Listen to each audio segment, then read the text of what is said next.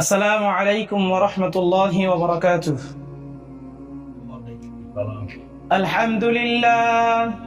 আলহামদুলিল্লাহি কাফা ওয়া সালামুন আলা ইবাদিহিল্লাযীনা ইসতাফা।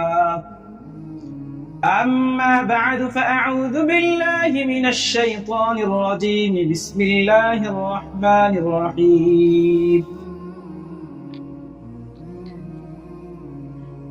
اللهم صل على محمد وعلى آل محمد كما صليت على إبراهيم وعلى آل إبراهيم إنك حميد مجيد. اللهم بارك على محمد وعلى آل محمد كما باركت على إبراهيم وعلى آل إبراهيم إنك حميد مجيد. اللهم بارك على محمد وعلى آل محمد كما باركت على إبراهيم وعلى آل إبراهيم إنك حميد مجيد. قال الله تعالى في كلامه المجيد وفي فرقانه الحميد: أينما تكونوا يدرككم الموت ولو كنتم في بروج مشيدة.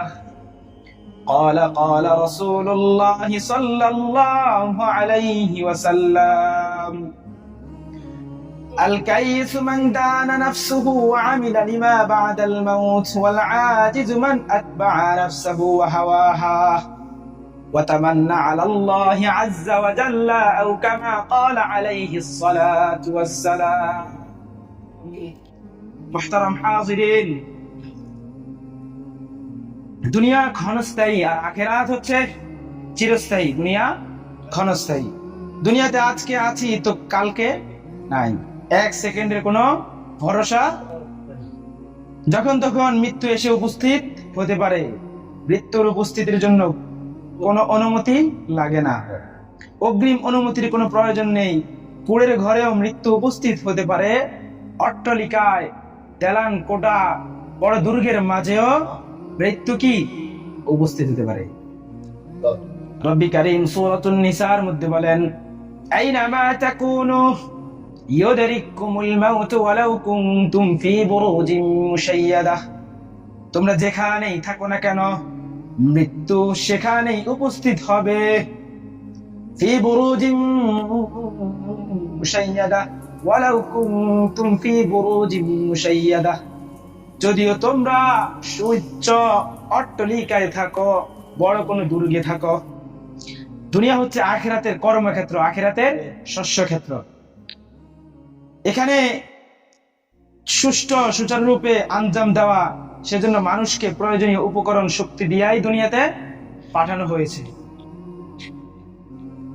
তো দুনিয়া মানুষকে সব দিক থেকে দিক নির্দেশনা দেওয়া হয়েছে, দান করা হয়েছে। এইসব কাজে লাগিয়ে একজন মানুষ আল্লাহ তাআলার সন্তুষ্টি অর্জন করতে পারে, ধন্য হতে পারে, দুনিয়া আখিরাতের উভয় জাহানকে আলোকময় করতে পারে, হ্যাঁ, গড়ে তুলতে পারে নেক আমল এবং সওয়াবের প্রভূত বড় পাহাড়। দুনিয়ার সম্পদকে সঠিক কাজে লাগিয়ে এই সম্পদ দিয়ে কি করতে পারে? ভালো সওয়াবের পাহাড় তৈরি করতে পারে, সওয়াবের আমলনামা তৈরি করতে পারে। কারণ একটা কথা মনে রাখা উচিত, সম্পদটা হচ্ছে পানির মতো। কিসের মতো? পানির মতো। যেমন ধরুন, আমার বাবা এখনো জীবিত আছে, কি আছে? তো তার মালিকানা যে সম্পদগুলো আছে সেগুলো কি আমার কাছে এখন আসছে? তো ধরুন, আমার বাবার যদি আরো 10 বছর হায়াত থাকে, তো 10 বছর পরে আমি যদি তার সম্পদের মালিক হই, তাহলে আমার বর্তমান বয়স হচ্ছে 20, 10 বছর হবে 30। তাহলে আল্লাহ রাসূল বলেছেন, আমারু উম্মতি মা বাইনা 60 ইলা 70 ওয়া আকাল্লুহুম মান ইয়াজুযু যালিক। আমার উম্মতের গড় হায়াত হচ্ছে 60 বছর, 60 থেকে 70 বছর। ওয়া আকাল্লুহুম মান ইয়াজুযু যালিক, এবং তাদের মধ্য থেকে অধিকাংশ এই বয়সটা পার করতে পারবে না, চলে যাবে দুনিয়া থেকে। আমরা বর্তমান বাস্তব চিত্র দেখতে পাচ্ছি, 60-এর আগে চলে যাচ্ছে না মানুষ। আচ্ছা, এখন আমি যদি 30 বছরে বাবার সম্পদের মালিক হই, নিজে ভালো সম্পদ কামাই, তাহলে গড়ে হিসাব করলে দেখা যায় আমার হাতে সম্পদ থাকতেছে মাত্র 20 বছর। 20 থেকে 25 বছর বা 30 বছরই ধরলাম আমি, এর বেশি কিন্তু থাকতেছে না আমার হাতে সম্পদটা, থাকতেছে। তো সহজ কথায় বললে সম্পদটা হচ্ছে অনেকটা পানির মতো। কিসের মতো? পানি যেমন আজ এখানে তো কাল ওখানে, খালের পানি নদীতে গড়ায়, নদীর পানি সাগরে গড়ায়, সাগরের পানি মহাসাগরে গড়ায়, এভাবেই গড়াচ্ছে পানি। ঠিক সম্পদগুলো হাত থেকে হাত বদল হচ্ছে, উত্তরসূরি থেকে উত্তরসূরি দিকে চলে যাচ্ছে। সম্পদগুলো একের পর এক মানুষের কাছে যাচ্ছে। তো আল্লাহ সুবহানাহু ওয়া তাআলা কোরআনের মধ্যে বলেন, ওয়াদরিব লাহুম মাসালাল হায়াতিদ দুনিয়া কামাইন আনজালনাহু মিনাস সামা। আপনি তাদের জন্য দুনিয়ার জীবনের উপমা পেশ করুন, যে তা হলো আকাশ থেকে অবতীর্ণ পানির মতো। দুনিয়ার জীবনটা কেমন? আকাশ থেকে যে বৃষ্টি হয় এই বৃষ্টির মতো। মানে এই আয়াত দ্বারা আল্লাহ বুঝাচ্ছেন, পানি যেমন এক স্থানে স্থির থাকে না, ঠিক তেমনি ভাবে এক ব্যক্তির হাতে সম্পদ থাকে না, সম্পদ থাকে না। এভাবে সম্পদ ভাগ হয়ে যায়, চলে যায়। আসলে আজকে আমরা সাদকায়ে জারিয়া নিয়ে আলোচনা করার চেষ্টা করব ইনশাআল্লাহ। সাদকায়ে জারিয়াটা কি?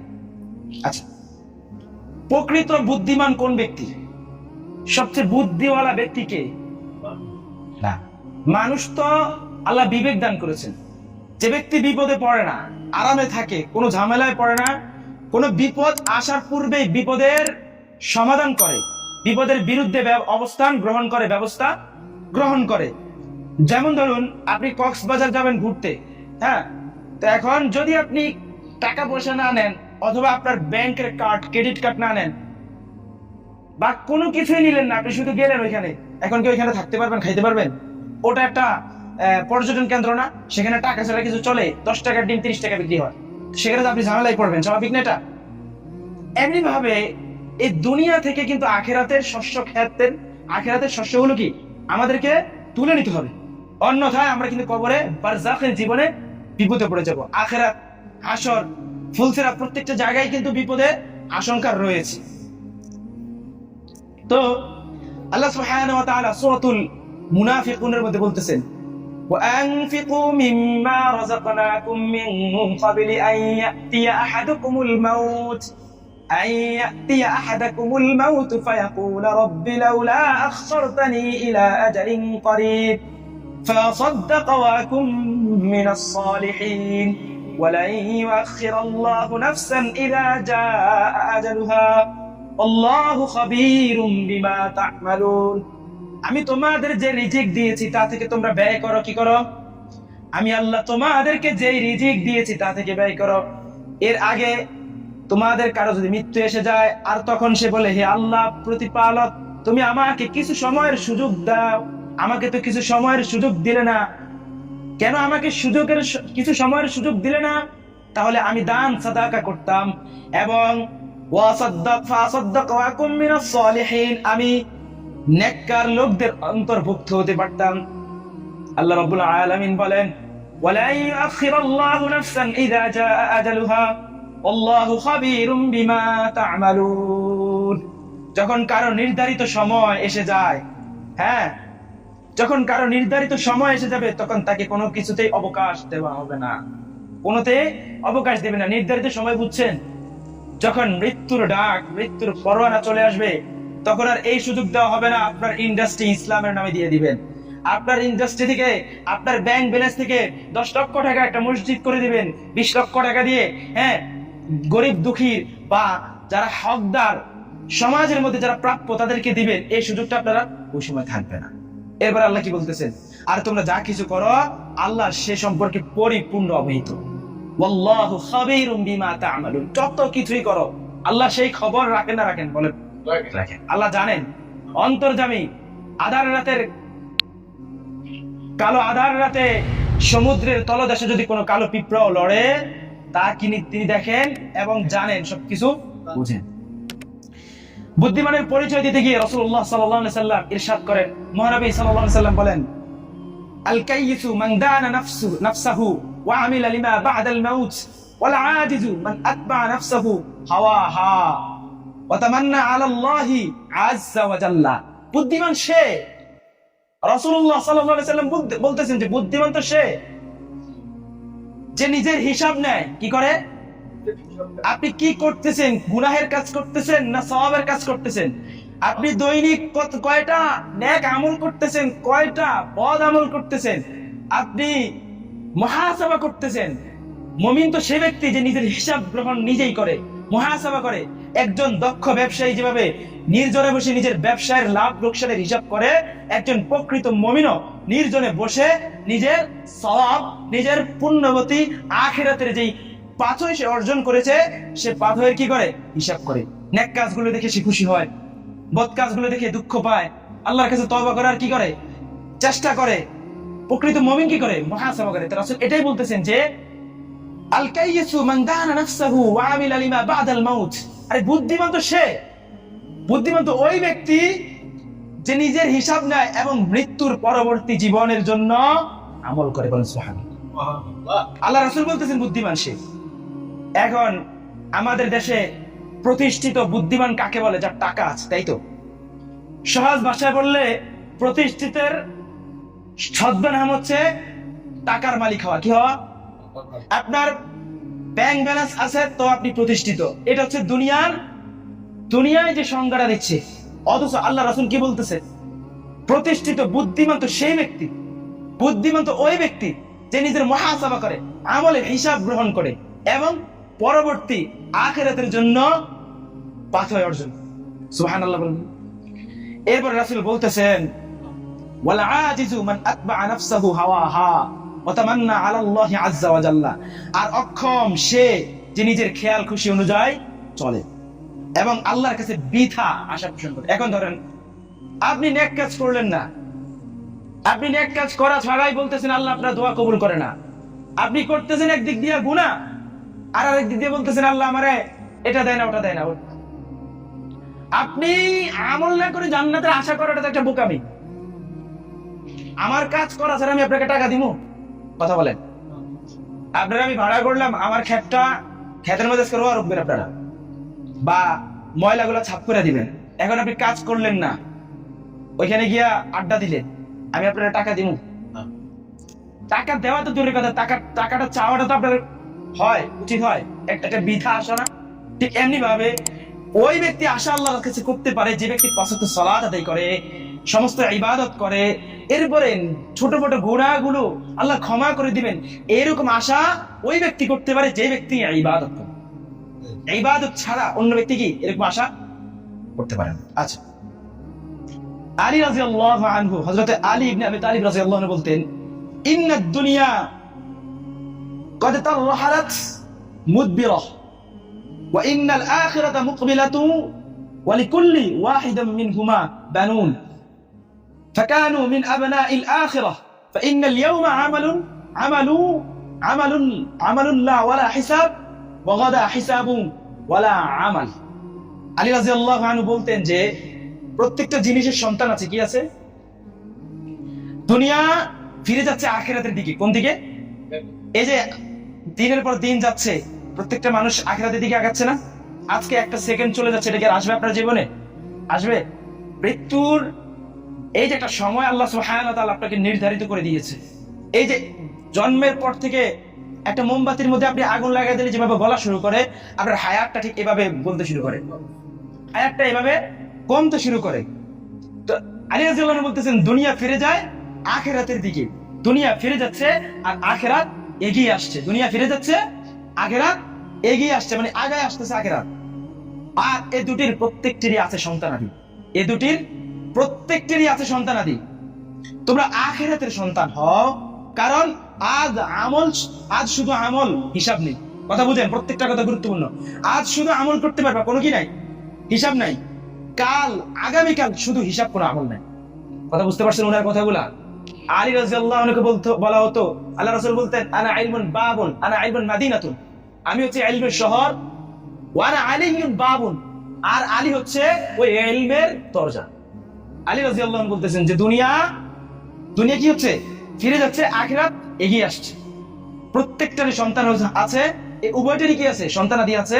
তোমরা আখিরাতের সন্তান। আজকে তুমি আমল করতে পারতেছো, কোনো হিসাব নাই, কোনো হিসাব গ্রহণ হইতেছে? আল্লাহ কি আমাদের কাছে হিসাব চাচ্ছেন? কিন্তু আগামীকাল মানে হাশরের ময়দানে হিসাব আছে, আমল করার কোনো। আগামীকাল বলতে আমি আরো একটা কথা ব্যাখ্যা করতে পারি এখানে, সেটা হচ্ছে মৃত্যু। মৃত্যুর পর আপনার আমলের দরজাগুলো কি খোলার কোনো চান্স আছে, সুযোগ আছে? আছে, কিছু কিছু চান্স আছে। আমরা সেটা নিয়ে আলোচনা করতেছি, সাদকায়ে জারিয়া। কিন্তু উনি বলতেছেন বন্ধ হয়ে যাওয়ার পূর্বে কি করো, ব্যবস্থা গ্রহণ করো। এবার বলি আমি, তিনি এখানে বলতেছেন সন্তানাদি কি? দুনিয়ার পিছনে ছুটলে একটা ফলাফল আছে না, এটাই সন্তানাদি। আখিরাতের পিছনে ছুটলে একটা ফলাফল আছে, এটাও কি সন্তানাদি। তার মানে তোমরা আখিরাতের ফলাফলের দিকে দৌড়াও, আখিরাতের সন্তান হও, দুনিয়ার সন্তান হয়েও না। আপনি দুনিয়ার পিছনে দৌড়ালে আপনাকে বলা হবে দুনিয়াদার, দুনিয়াবি লোক। আখিরাতের পিছনে দৌড়ালে বলা হবে দুনিয়া বিমুখ লোক। আখিরাতের মধ্যে, আখিরাতের দিকে আপনার ফোকাস, তাহলে আপনাকে বলা হবে আখিরাত মুখী লোক। তার মানে আখিরাতের সন্তান হচ্ছে আপনি। মৃত্যুর পরে সওয়াব জারি থাকে। আন আবি হুরায়রা আন্না রাসূলুল্লাহ সাল্লাল্লাহু আলাইহি ওয়াসাল্লাম ইযা মাতাল ইনসানু ইনকাতাআ আনহু আমালুহু ইল্লা মিন সালাসা মিন সাদাকাতিন জারিয়া আও ইলমিন ইউনতাফাউ বিহি আও ওয়ালাদিন সালিহিন ইয়াদউ লাহু। আবু হুরায়রা রাদিয়াল্লাহু আনহু বলেন, মানুষ যখন, আল্লাহ রাসূল বলতেছেন, মানুষ যখন মৃত্যুবরণ করে তার সমস্ত আমলের দরজা বন্ধ, তবে তিনটা রাস্তা খোলা আছে। কয়টা বলেন? মিন সালাসা, তিনটা রাস্তা খোলা আছে। এক নাম্বার হচ্ছে সাদকায়ে জারিয়া, যেটা সবাই করতে পারে আমভাবে, সাদকায়ে জারি। দ্বিতীয় হচ্ছে উপকারী ইলম। কি ইলম? উপকারী ইলম। যেমন ধরুন আপনি নিজে কোরআন শিখেছেন, অন্যকে শিখিয়েছেন। রাসূল বলে খায়রুকুম মান তাআল্লামাল কুরআনা ওয়া আল্লামা, তোমাদের মধ্যে সর্বোত্তম হচ্ছে ওই ব্যক্তিরা যারা কোরআন শিখে এবং অপরকে শিখায়। আচ্ছা, এটা গেল উপকারী ইলমের একটা স্টেপ। এখন উপকারী ইলমের আরো বহু স্টেপ আছে। যেমন ধরুন আপনি কোন মাদ্রাসায় এক সেট বুখারীর কিতাব কিনে দিলেন, এক সেট শরহে বেকায়া জামাতের কিতাব কিনে দিলেন, মেশকাত জামাতের হাদিসের কিতাব কিনে দিলেন, মানে এক একটা ক্লাসের বা কিছু হাদিসের কিতাব কিনে দিলেন। অথবা কোনো বাচ্চাকে একটা কোরআন শরীফ দান করলে সে ওই কোরআন শরীফটা যতদিন পড়বে ততদিন আপনি এভাবে উপকারী ইলমের, মানে ইলমের সাথে যতগুলো সংশ্লিষ্ট আসবাবপত্র আছে এগুলো দানের মাধ্যমে কি আপনি সওয়াবের অধিকারী হওয়ার সুযোগ আছে। এবার আসেন নেক সন্তান।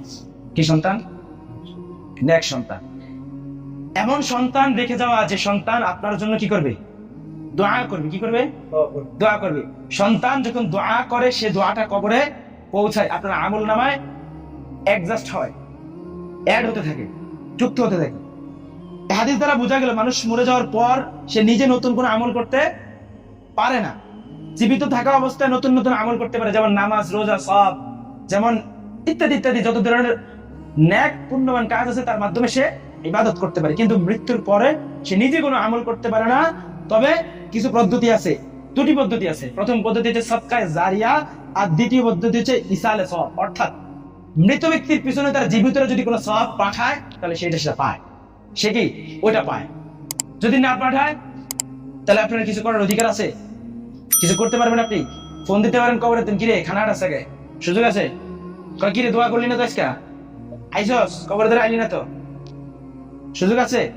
নাই। এখন রাস্তা তিনটা আছে, আরো দুইটা স্টেপ আমাদের সামনে আছে। সাদকায়ে জারিয়া, আপনি নিজে কিছু সদকা করে যেতে বললেন। এবার আসেন সাদকায়ে জারিয়া মানে কি? সাদকা শব্দের অর্থ হচ্ছে কাউকে সহযোগিতা করা, কিছু দান করা আল্লাহকে সন্তুষ্টের উদ্দেশ্যে।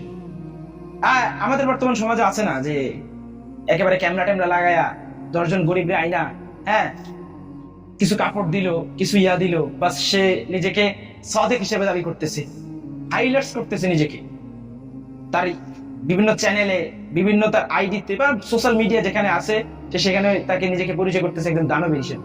এটাকে সদকা বলে না। সদকা হচ্ছে আপনি আল্লাহকে সন্তুষ্টের উদ্দেশ্যে অন্যকে সহযোগিতা করবেন। সদকার অনেক গুরুত্ব আছে। সৎকার কারণে আল্লাহ সুবহানাহু ওয়া তাআলা অনেক সময় মানুষকে বিপদ থেকে বাঁচান। কই থেকে বাঁচান? বিপদ থেকে। সদকা এমন একটা ইবাদত, সদকার ফলে আল্লাহর রাগ গোসা কমে যায় মানুষের উপর থেকে। অনেক লম্বা আলোচনা করা দরকার। আচ্ছা যাই হোক, তো সদকার অর্থ বুঝতে পারলেন? অন্যকে সহযোগিতা করা, দান করা। অন্যকে কি করা? দান করা। মসজিদ মাদ্রাসা দান করা, আল্লাহর দ্বীনের ক্ষেত্রে দান করা, হ্যাঁ, এগুলো কি বলে? সদকা বলে। জারিয়া মানে হচ্ছে দীর্ঘ অবস্থায় জারি থাকা। আমরা কই না এটা জারি আছে, এটা শব্দটা কিন্তু হচ্ছে আরবি। শব্দটা কি? আরবি। জারি মানে কি? চলমান থাকা, চলতেছে, চলমান থাকতেছে, চলমান চলতেছে, এটা কি বলে? জারিয়া বলে। আমরা দেখি কিছু কাজ দেখি, যেমন মসজিদ মাদ্রাসা নির্মাণের কাজে সহযোগিতা করা অথবা মসজিদ মাদ্রাসা নির্মাণ করা সওয়াবের কাজ না, সাদকায়ে জারিয়া। এটা যতদিন থাকবে ততদিন আপনি মানুষের উপকারে আসে এমন নলকূপ বা টিউবওয়েল, শুধু নলকূপ না, আপনি যাই করেন মানুষের উপকারে আসতেছে, সাদকায়ে জারিয়া সওয়াব পাবেন ইনশাআল্লাহ। ঈদগাহ, কবরস্থান নির্মাণ করা, তিনি পাঠাগার করা, বিধবাদের, এতিমদের খাবারের ব্যবস্থা করে দিলেন, থাকার ব্যবস্থা করে দিলেন, যত নেক কাজ আছে এগুলোর মাধ্যমে আপনি জারিয়ার সওয়াবটা পাবেন ইনশাআল্লাহ। এবার আসি উপকারী ইলম। উপকারী ইলম বলতে কি বোঝায়? শুরুতে আমি যদি একটু বলে দিলাম, তার মানে এখানে আরেকটু বলা দরকার। উপকারী ইলম হচ্ছে, ধরেন আপনি ইলম শিক্ষা করলেন এবং অন্যকে শিখাইলেন, এটা হচ্ছে উপকারী ইলমের সর্বপ্রথম সংজ্ঞা। আপনি নিজে শিখলেন, অন্যকে শিখাইলেন, অথবা এমন কিতাব লিখে গেলেন যার মাধ্যমে পরবর্তী তালেবুল ইলমরা, ইলমের পিপাসীরা ইলম পাইতেছে, সেখান থেকে নিজেদের যে চাহিদাটা সেটা মিটাইতে পারতেছে, সেখানে আপনি অনেক বড় একটা সওয়াবের অংশ পাবেন। এটা হচ্ছে এক। সংশ্লিষ্ট কি? সংশ্লিষ্ট হচ্ছে আপনি কাউকে কিতাব কিনে দিলেন, কাউকে মাদ্রাসায় পড়ার জন্য তার ভরণ পোষণের দায়িত্ব নিলেন। হ্যাঁ, মাদ্রাসায় চলতেছে, পড়তেছে, আপনি সবগুলো কি করতেছেন? ড্রাইভার গুলো নিচ্ছেন, দিচ্ছেন। এটা গেছে। এরপরে আসেন, তো এইভাবে এখানে একটু বলে রাখি, এই যে যতগুলো জিনিস যতদিন থাকবে, চর্চা হবে, যত কিছু থাকবে, ওটা যতদিন থাকবে ইনশাআল্লাহ ততদিন সওয়াব পাবেন। রাসূলুল্লাহ সাল্লাল্লাহু আলাইহি সাল্লাম বলেন, মান আল্লামা ইলমান ফালাহু আজরাহু মান আমিলা বিহি লা ইয়ানকুসু মিন আজরিল আমিল। যে ব্যক্তি কাউকে ইলম শিক্ষা দেয়, সে এই অনুযায়ী আমলকারীর অনুরূপ সওয়াব পাবে। আপনি যাকে শিক্ষা দিলেন, সে ব্যক্তি ওই ইলম অনুযায়ী যতটুকু আমল করবে, সে যতটুকু সওয়াব পাবে, আপনিও ঠিক ততটুকু সওয়াব পাবেন।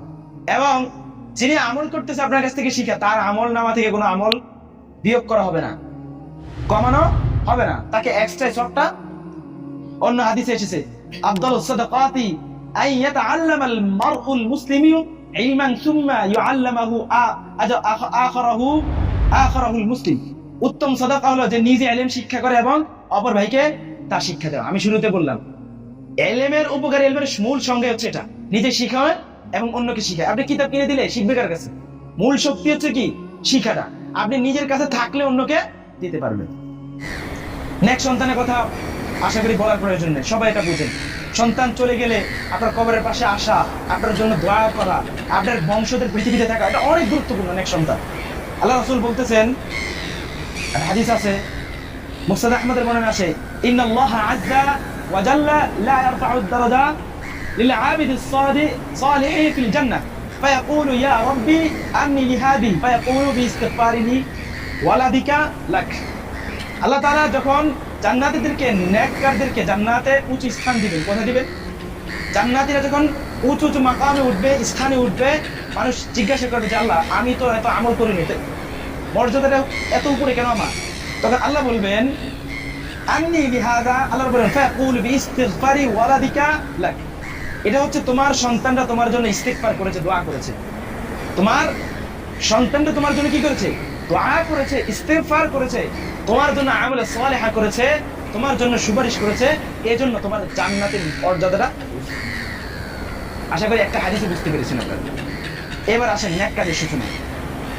হযরত জাবির ইবনে আব্দুল্লাহ থেকে বর্ণিত, তিনি বলেন, রাসূল সাল্লাল্লাহু আলাইহি সাল্লাম একবার কিছু বেদুইন কম্বল পরিহিত অবস্থায় রাসূল সাল্লাল্লাহু আলাইহি সাল্লামের কাছে এলো। তিনি দুরবস্থা দেখলেন, তারা ভীষণ অভাবগ্রস্ত ছিল। তো উপস্থিত লোকদেরকে তিনি তাদেরকে দান করার প্রতি উৎসাহ দিলেন, কিন্তু এই কাজের মধ্যে সাহাবীরা কিছুটা দেরি করছে। কি করছে? কিছুটা দেরি করছে। তো নবীজি সাল্লাল্লাহু আলাইহি সাল্লামের চেহারায় অসন্তুষ্টির একটা ছাপ ফুটে উঠলো।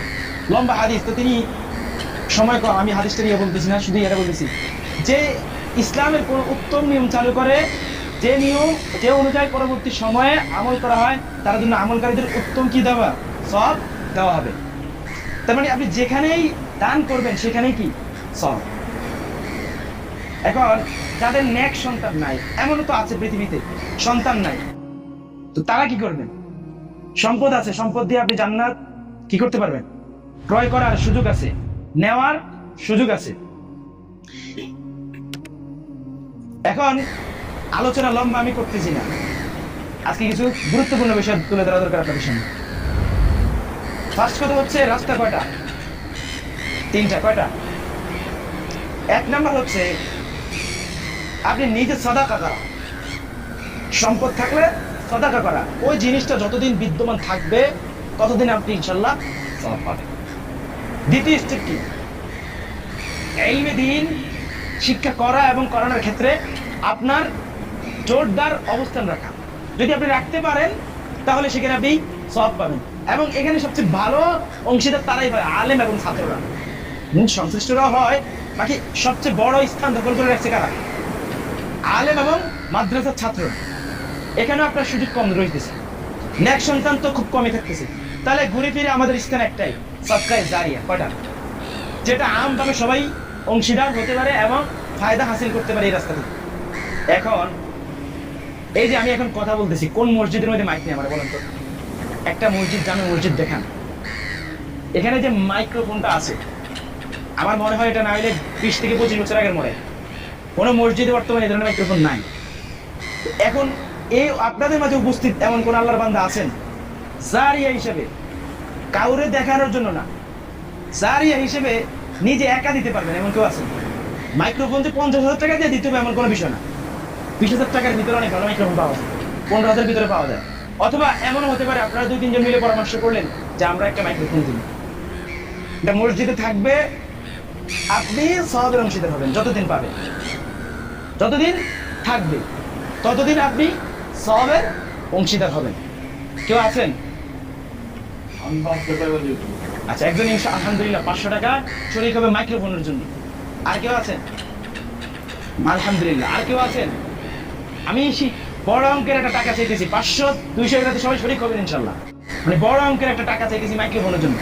আমি একটু আগে অনেক গুতাগুতি করলাম, এটার মানে যান আসে আর যায় অবস্থায় অনেকটা এরকম। এটা হচ্ছে একটা স্টেপ, এটা খুবই গুরুত্বপূর্ণ মসজিদের জন্য। এটা এখন কথা বলতেছি, অনেকে হয়তো বা ধারণা করবে যে মসজিদে নামাজ শেষ, যে মাইক চালু থাকলে যে এখন আজকে মসজিদে আলোচনা হচ্ছে তিনি আসতেন। অনেক সময় মানুষ এই মাইকের আওয়াজ না থাকার কারণে কি জামাত থেকে মাহরুম হয়, তো সে জুমা পড়তে পারলো না, জোর করলো, কত বড় নিয়ামত থেকে বঞ্চিত।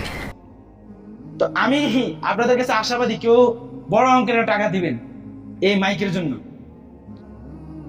যাই হোক, এই কথাগুলো পৌঁছায় দিবেন আপনারা। যদি গ্রামে কেউ থাকে, আমি চাইছিলাম মাইক দিয়ে কথাগুলো বলার জন্য, যাতে করে মানুষের কানে যায়। মসজিদের গুরুত্বপূর্ণ আসবাব মাইক্রোফোনটা নাই। আপনাদের গ্রামের একটা মসজিদ, মনে রাখবেন প্রত্যেকটা মসজিদ কিন্তু আল্লাহর ঘর। আপনার ঘর সুন্দর হচ্ছে, মসজিদ সুন্দর হচ্ছে না, এজন্য কিন্তু আপনাকে আল্লাহর কাঠগড়ায় দাঁড়াতে হবে। প্রত্যেককে আমি লক্ষ্য করে কথা বলতেছি, যার যার অবস্থান থেকে মসজিদের পাশে দাঁড়ানো আপনাদের ইমানি দায়িত্ব। কিসের দায়িত্ব? এটা একটা মসজিদ, যেহেতু এখানে মসজিদ হয়েছে, অবশ্যই এটা আল্লাহর কাছে কবুল হয়েছে বিলাই মসজিদ হয়েছে। সো এই জায়গাতে আপনার আমার সকলের দাঁড়ানো উচিত সামর্থ্য অনুযায়ী। মনে রাখবেন, আমি আবার বলতেছি, ওয়ানফিকু মিম্মা রাযাকাকুমুল্লাহ। আপনি বলতে পারবেন আল্লাহকে যে আরো কিছু সময় দিলে, এটা সবাই বলবে, কিন্তু এই মুনাফিকদের আয়াত আল্লাহ এমনি এমনি নাযিল করেন নেই। এমনি এমনি নাযিল করেন যে আল্লাহ আমার কিছু সময় দিলে আমি দান করে দিতাম, পোলামেন্টে দিয়ে এসে এটা তো আমরা ডিম নষ্ট করে দিতেছি, পোলামেন্টে দিতেছি, তারা খাইতেছে, আমার কবরের বাসা হয় না।